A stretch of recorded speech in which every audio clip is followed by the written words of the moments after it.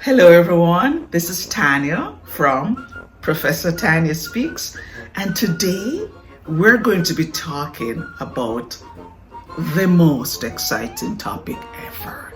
So exciting, seriously, and it's the speech outline. And for those of you who are thinking, the speech outline, yes, guys, this is your ticket to an amazing speech, because when your outline is and you execute it well, oh my god, oh my god, yep, brilliant. You can't just begin talking and think it's going to wow anyone. No, what you need to do is structure your speech for maximum impact. And I'm going to tell you what you need to do and how you need to do it to ensure that your speech is great. Now, the first thing I must tell you is that every speech must have 3 parts. You have to keep that in mind. Any kind of communication will have 3 parts. If you've done communication courses with me, you know, I say it all the time. Every bit of communication has an introduction, a body, and a conclusion. If you're writing a letter, it must have 3 parts: the introduction, the body, and the conclusion. If you're writing a memo, it must have 3 parts: an introduction, a body, and a conclusion. If you're writing a report, it also must have an introduction, a body, and a conclusion. Even if it's a 10-page report or a 100-page report, there has to be a distinct introduction, a body, and a conclusion. And in the same way that our written communication must have the 3 parts, then our oral communication also should have the 3 parts. So your speech must have a distinct introduction, a distinct body, and a distinct conclusion. There's no way around it. And your outline is going to help you to execute your speech very well. So let's begin by first talking about the introduction. And let's keep in mind that the introduction is the most important part of your speech. Absolutely the most important part.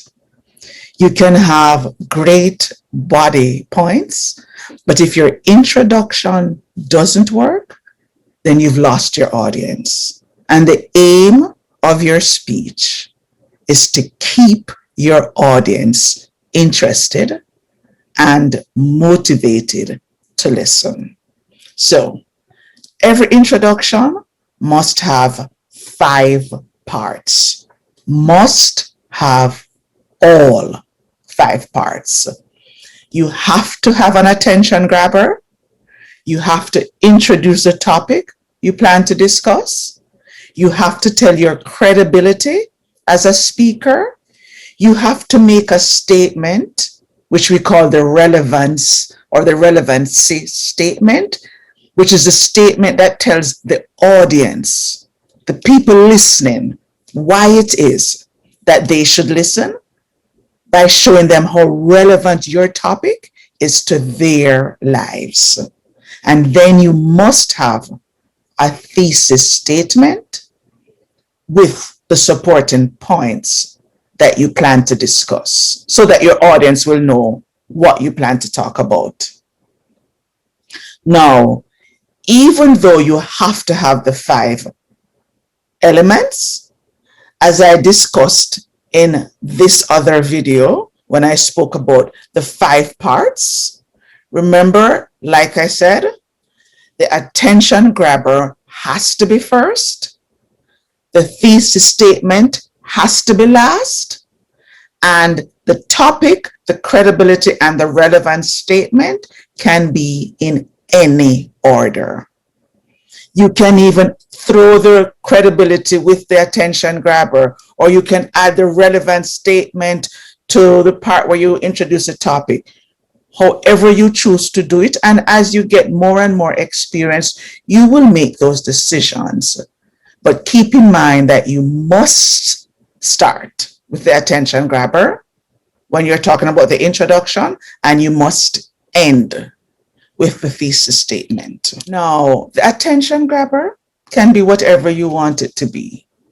But I usually say that the rule of thumb is that you want it to be a minimum of 20 to 30 seconds. If you're given a 5 to 6 minute speech, then an attention grabber of 20 seconds can work, which means you can't say 6 words and call that an attention grabber.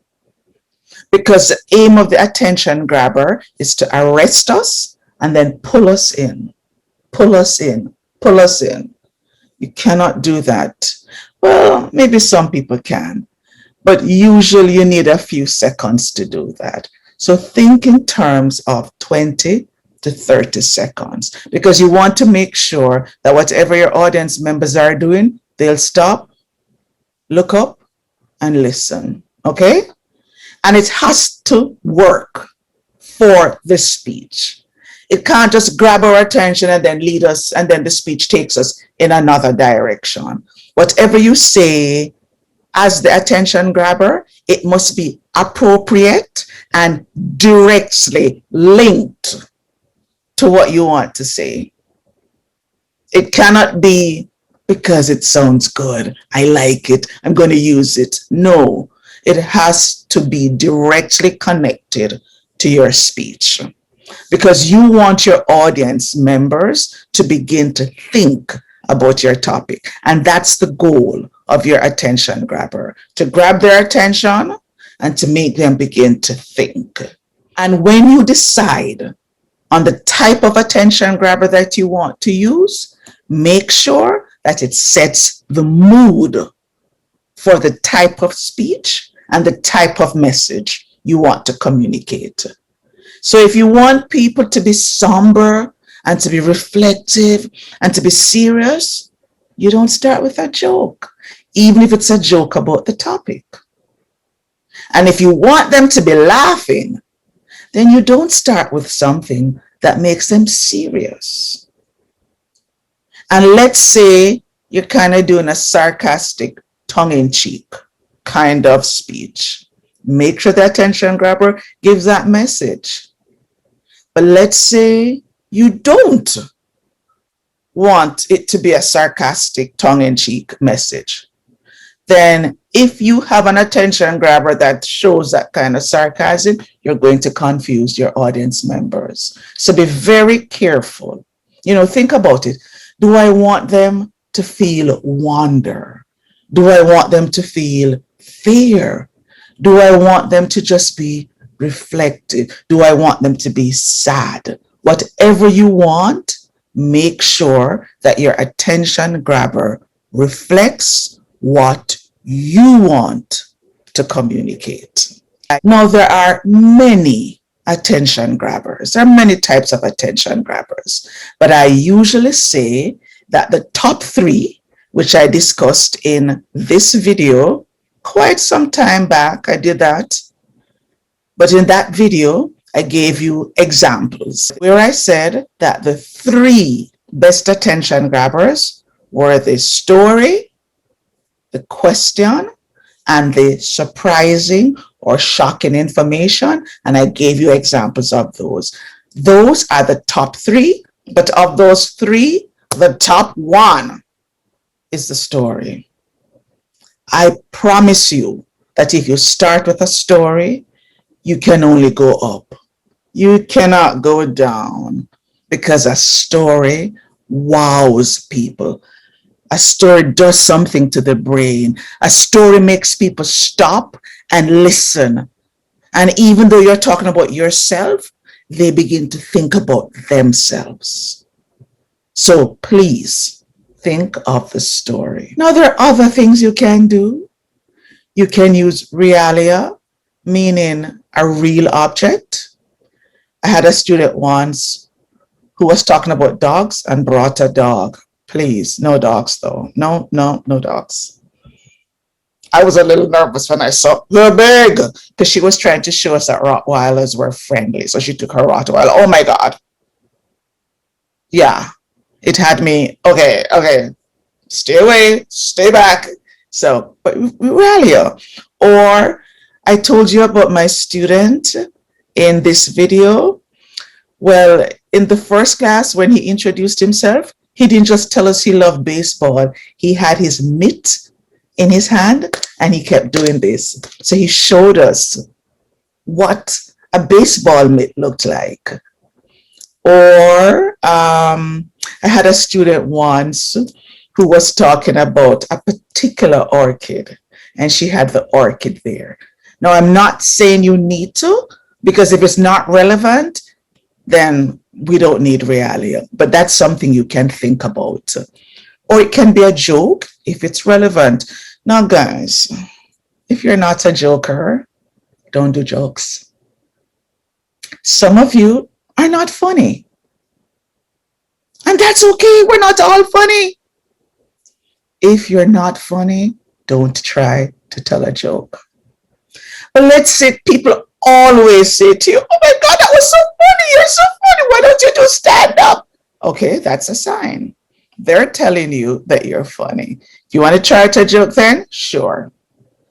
Try it first on friends, with people that love you, so that they can give you good feedback. If they all say yay, then sure. But be very careful. You can use a visual also, because let's say it's a powerful visual. You know, a picture tells 1,000 words. In this video, I showed a picture of a city up in flames. And I wanted to talk about violence. And I just wanted to use that to show what the city looked like because of violence. Let's say I wanted to communicate that in a speech, and I wanted people to understand why we need to not be violent, because how we can burn down a city, and I want to start with that, then I could start with that. But I want you to spend a lot of time when you've developed your speech. I want you to think about how you want to grab people's attention, because that is the most important part of the introduction. I've had many good introductions, many good attention grabbers. I had a student once who wanted to tell us how one night of drinking led to $27,000 in debt. I know. So she went to Vegas one weekend, and after a night of drinking, when she was slightly tipsy, she walked into the hotel door, which was a glass door. She didn't realize it was a door, and she was unconscious. And her attention grabber was just showing us the cost of the MRI, the X-ray, and the stay in the hospital. That's all. You know, she started something like this. Who could have thought that a night of drinking could have led to this? And then she showed us her PowerPoint. And then on it, she showed, bam, like $2,000 MRI, bam. So she kept showing us the numbers. And at the end, she showed us a total. She said, that's what a night of drinking in Vegas cost me. And we thought, wow. And that's what you want to do. And I've told you all about the guy who spoke about salt, because every public speaking class since 2012 has heard about the guy who told us about salt. Simple topic, but he had a history of hypertension in his family.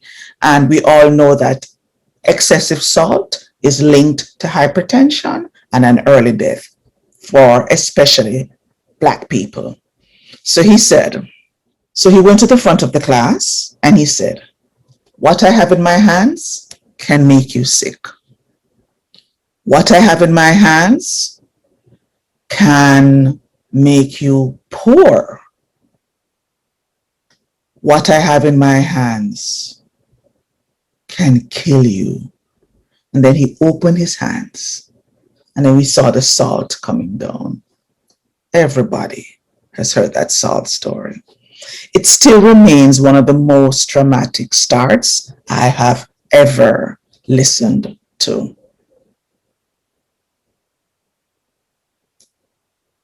I also had another really great start.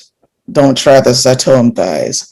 I had a fireman in a class once, and I don't know how he did it, but as soon as he stepped up to the podium to speak, he made the smoke alarm go off. He had a smoke alarm which he had placed underneath the podium.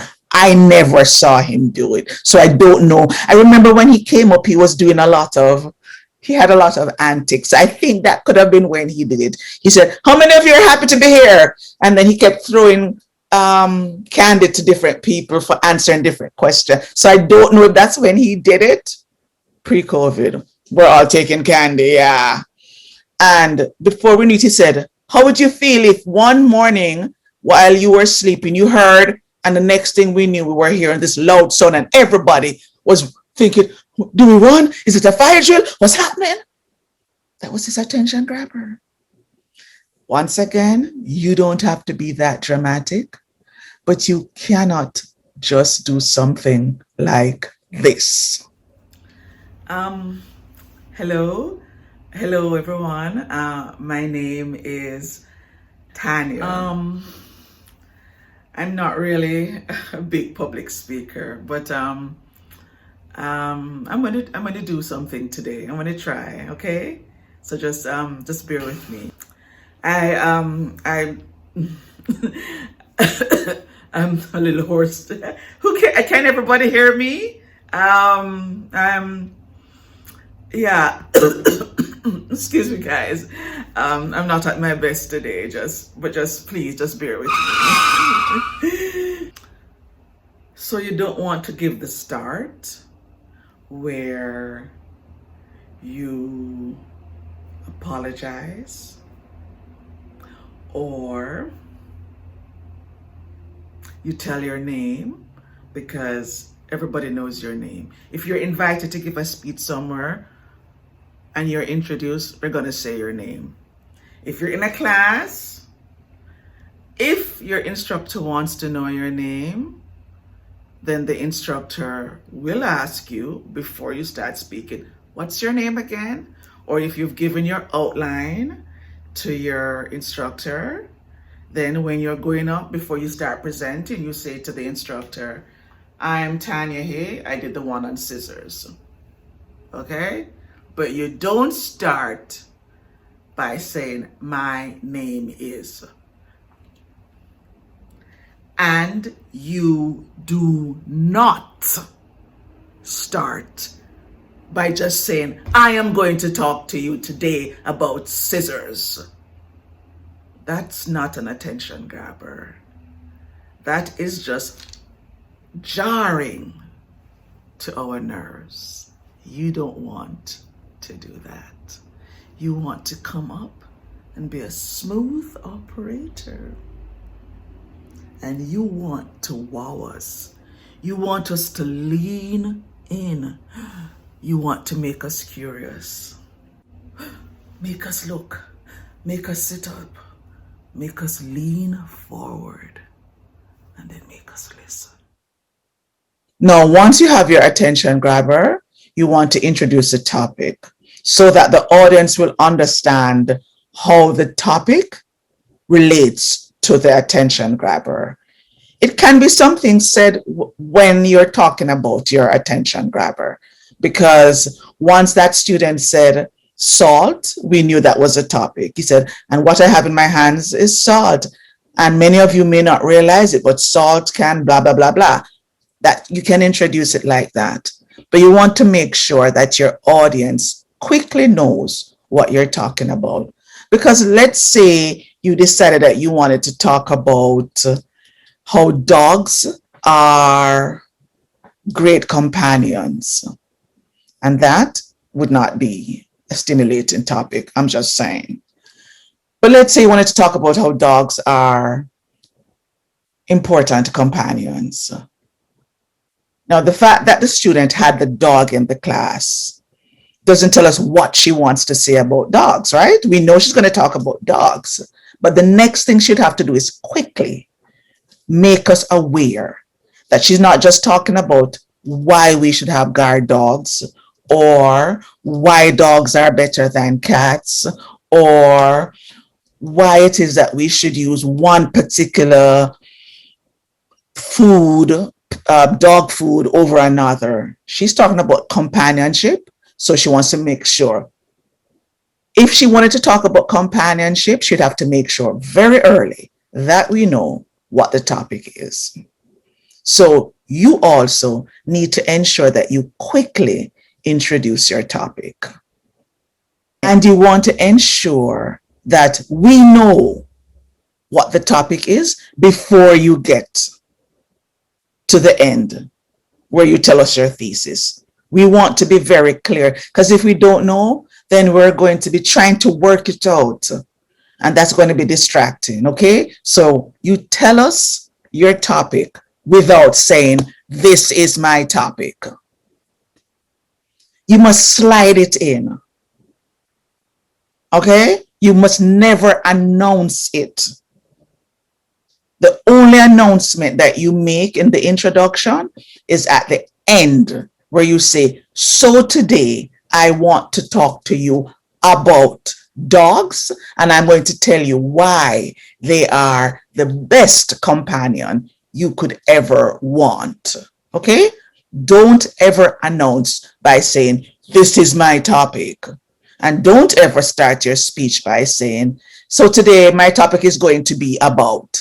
Do not give those starts. I'm just saying. Okay? Slide it in.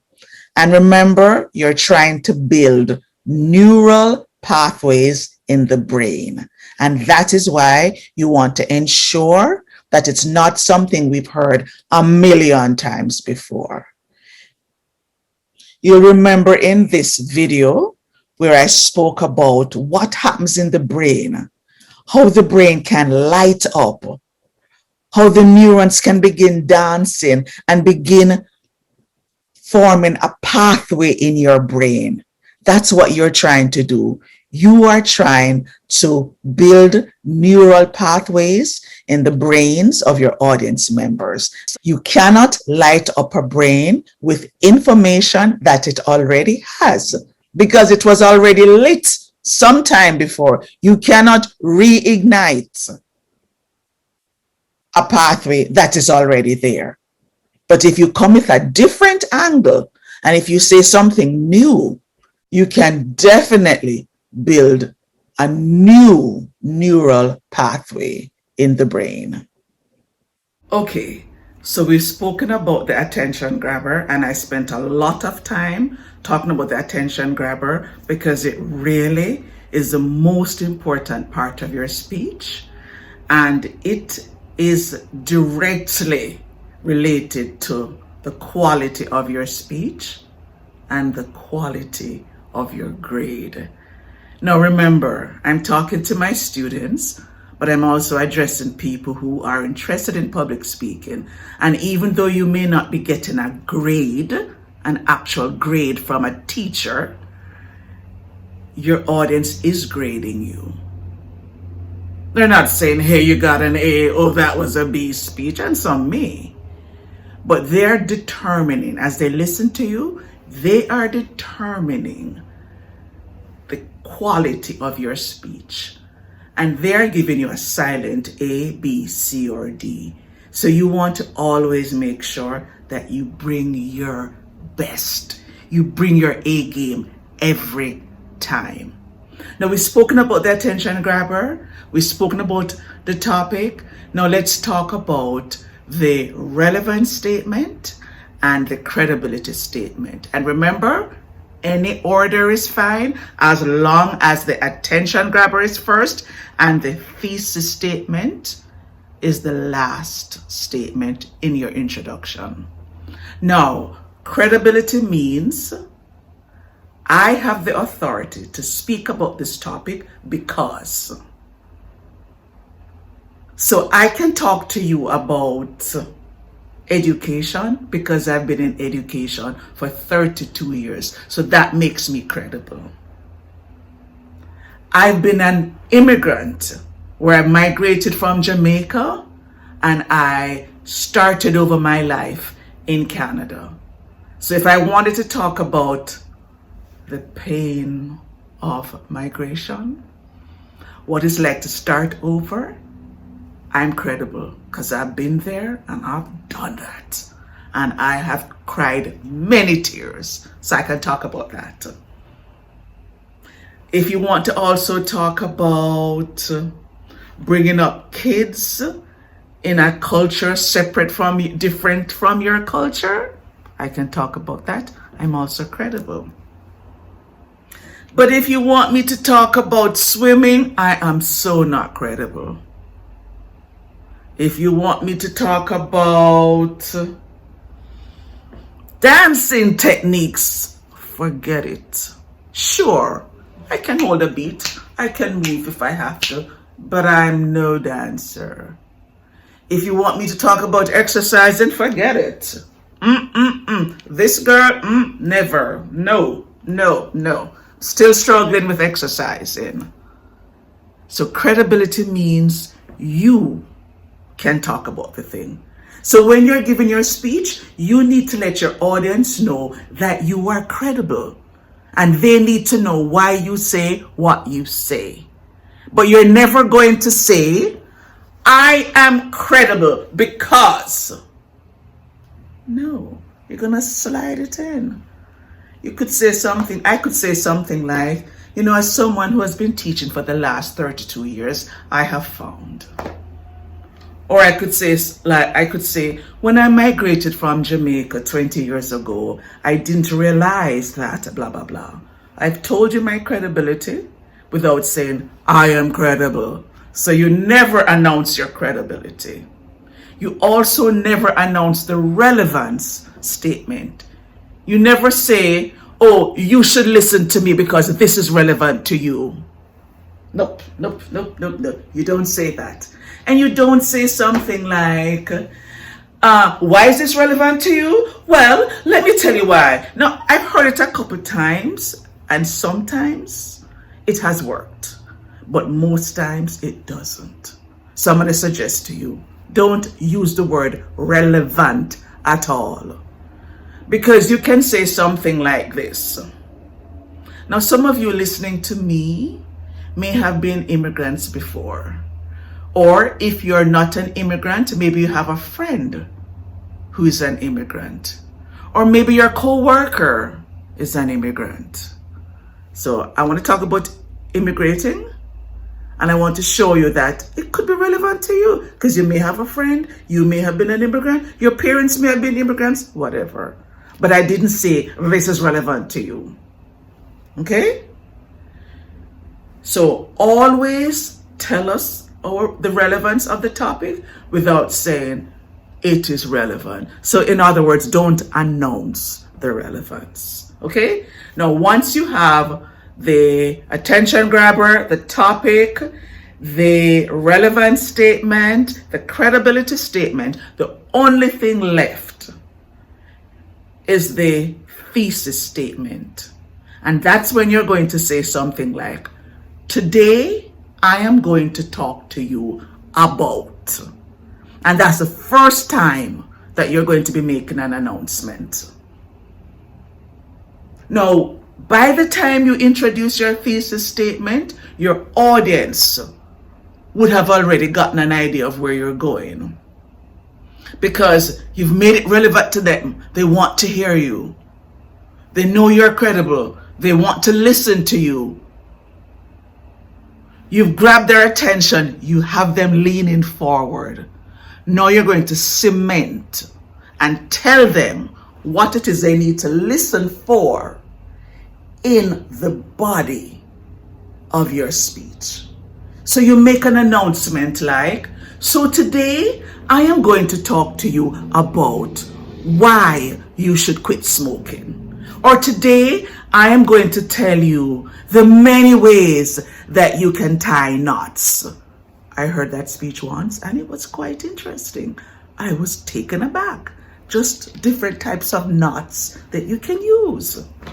Or you may say something like, today I am going to talk to you about the joy of bungee jumping. I know. Not me, never me, but I'll listen to it, especially if it's interesting. Or today I'm going to talk to you about the most surprising thing that ever happened to me. But that's the thesis statement, the part where you introduce and announce what your audience needs to listen to and listen for. Now, once you have your introduction, you're ready to create the body of your speech. And remember, the body needs to be 3 points. It's usually best when it's 3 points, not 2, not 4, and definitely not 5. 3. In communication, we have the rule of 3. You're going to stick to that.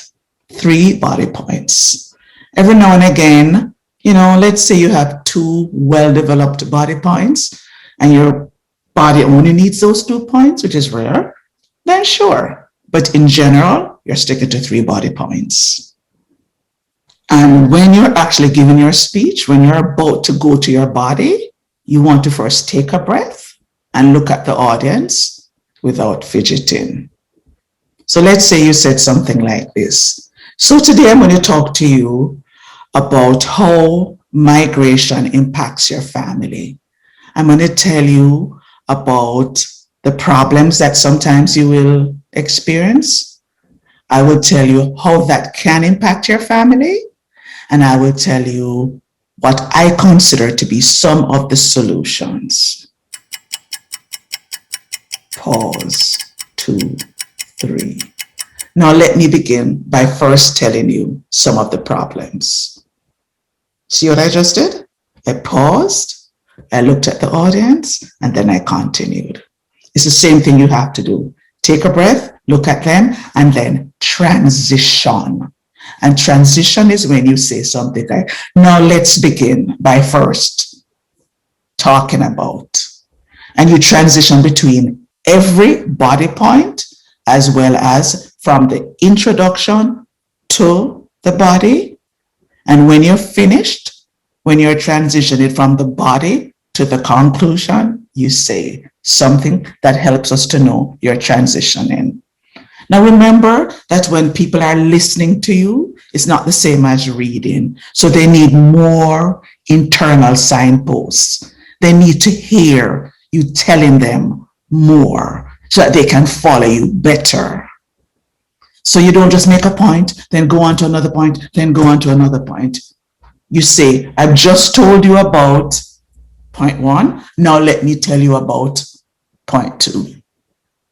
I've just told you about point 1 and point 2. Now let me tell you about point 3. You're always helping them, the audience members. You're always helping them to follow you. And in the same way that when you write, you use those transitional phrases like, meanwhile, on the other hand, let's contrast this with, similarly, in conclusion, to sum up. All of those nice phrases that you use when you write, use them when you speak also. That will make your speech better than a basic speech where you're just filling in the slots and you're delivering it just like that. But you're going to use as many transitions as you can. Now, once you've taken the breath, you're ready to make your first body point and you want it to be a sentence that is directly linked to the thesis and it's a complete thought. So once again, I just said I was going to talk to you about migration And I said, I'm going to tell you about the problems. Now, when I'm beginning to talk about those problems in my first body paragraph, I'm going to give you a nice topic sentence, something like, one of the first problems that immigrants encounter is, and then I tell you the problem. But I have a topic sentence, and it's linked to my thesis, which was the problems of migration. So you want to always be using the words that were in your thesis statement to keep the audience interested and to help them to understand and remember what you're talking about. Remember, your audience members have busy lives. Yep. So as they're listening to you, there are many things that may be coming to their mind. They may be reflecting on the fight that they just had with their partner, or they may be thinking about, oh, what am I going to cook today when I go home? Or they may be thinking, when is my life ever going to change? But remember, you're there to keep them engaged for 5 minutes or 10 or 1 hour. So keep them interested and keep them reminded of what they're listening to. So you take a breath, you don't fidget, you tell them what you tell them after you transition, and you're going to do 3 body points. Now, when you're doing your body points, make the point, explain the point, then give specific details. And you want to do this by using a variety of what we call paragraph development strategies. Whether cause and effect, or you want to do a spatial explanation, or a problem solution, or narration, or you want to do some kind of chronology, or you want to compare and contrast. Now, these are writing techniques, and if they're not familiar, I'm going to ask you to either go to the Writing Center or even Google. It's one of the times I don't mind you Googling. But you want to have a variety of strategies that you use to develop your paragraphs, because these are oral paragraphs, right? And it's going to be boring if everything is an example, an example, an example. You want to make it a little bit more sophisticated than that. So make your point, explain your point, and then add supporting details. And use different paragraph strategies for the supporting details, and then end the paragraph with a concluding sentence which matches and echoes the topic sentence. I like to tell students that they should think of the paragraph as a room. So you open the door to get into the room. You open the door with a topic sentence. You go into the room and you explore a little bit, and that's how you explain your point. And then you take a seat and you relax for a while by developing your paragraph or developing your speech paragraph by using different strategies, whether it is problem, effect, compare and contrast, whatever, any of these strategies that we talk about here. And then when you're finished, you go back through the door and you close the door behind you. And when you close the door behind you, that's your concluding sentence. And that is what you want to have for your oral paragraph. Topic sentence, explain your point, give supporting details, and then close the door. And the supporting details can be research also. If you're going to be integrating sources, I have a video where I talk about how to integrate sources, but it's similar to what you'd be doing here. But rather than using cause and effect or spatial or problem solution, you're integrating sources. Once you've done that, you're ready to move on to your next body point. And then you're going to transition to the next point. And the transition can be as simple as, I've just told you about A, now let me tell you about B. Once again, when you're finished with B, you say, I've just told you about A and B. Now let me tell you about C. Now, once you finish with your body points, you're ready to move to your conclusion. And you have to signal it by saying something like, so in conclusion, or to wrap this up, or to conclude in summary, find a phrase that you're comfortable with. And then you're going to use that phrase so that we know that you're about to conclude. And when you conclude, you are going to first repeat the thesis. So in conclusion, today I just told you about the negative impact that migration can have on a family. You're going to restate the thesis, but you're going to paraphrase the way you said it in the introduction. So however you said it in the introduction, just change around the words a little bit so it doesn't sound like you're a stock record. So let's say I had said something like, today I'm going to talk to you about the negative impact of migration on a family. When I'm concluding, I could say, today I just showed you how migration can affect a family in negative ways. I'm saying the same thing, I've just paraphrased it. So do the same, paraphrase when you get to your conclusion. And then you have to find a way to conclude. Now, guys, that is a science in itself, but you can use any of the strategies that you used to start. But let me just tell you about a few good ways that you can end. I find I like to use the circle, where I finish a story which I started at the beginning. I don't tell you how it ends, but I come back to it at the end. So if you watched this video where I spoke about the friend that I hadn't spoken to for years, I told you that I was on the phone waiting for her to pick up. But I did not tell you how it ended. I didn't tell you if she answered the phone. I didn't tell you if when she answered the phone, what happened. So at the end of the speech, I said, now remember at the beginning when I told you the story about my friend? Well, here's what happened. And that's what we call the circle. Can do that. It always works well. Or you can just end with a quote.